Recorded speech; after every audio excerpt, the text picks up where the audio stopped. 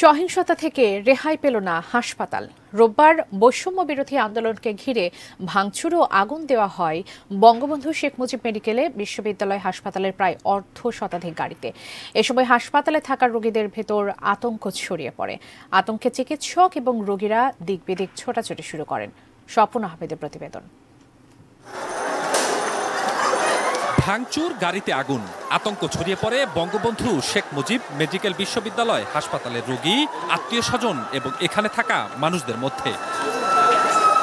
হামলা হয় প্রশাসনিক ভবন এবং কেবিন ব্লকেও। দিক বিদিক ছোটাছুটি করতে থাকেন রোগী ও তার স্বজনরা।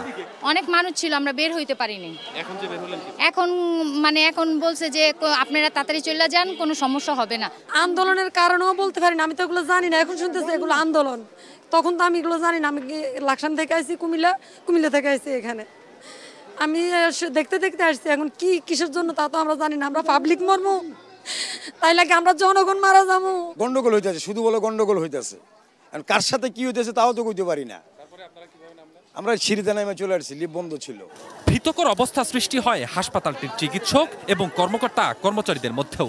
কোনো কিছু বুঝে ওঠার আগেই এমন পরিস্থিতিতে হতবাক তারাও। ওটিতে ছিলাম আমরা। আমরা ওটিতে থাকার পরে দেখতেছি চারিদিকে ধাওয়া দই পাল্টাপাল্টি হচ্ছে। ওদিকে আগুন লাগাই দিছে, এদিকে মারামারি হচ্ছে। প্রশাসনিক বিল্ডিং এর সামনে সব গাড়ি ওরা পুরো দিল, আগুন দিয়ে দিল। লাঠি সোটা নিয়ে এইখানে একটা তাণ্ডব চালাচ্ছে। কারণ বিএসএমএমইউর সকল গেট কিন্তু সিকিউরিটির কারণে বন্ধ ছিল। এরা কোথা থেকে আসলো, কিভাবে ঢুকলো, এটা আসলে তদন্ত হওয়া উচিত। হাসপাতালগুলো যেন এভাবে আক্রমণের শিকার না হয়, সে আকুতি রোগী এবং তাদের আত্মীয় স্বজনের।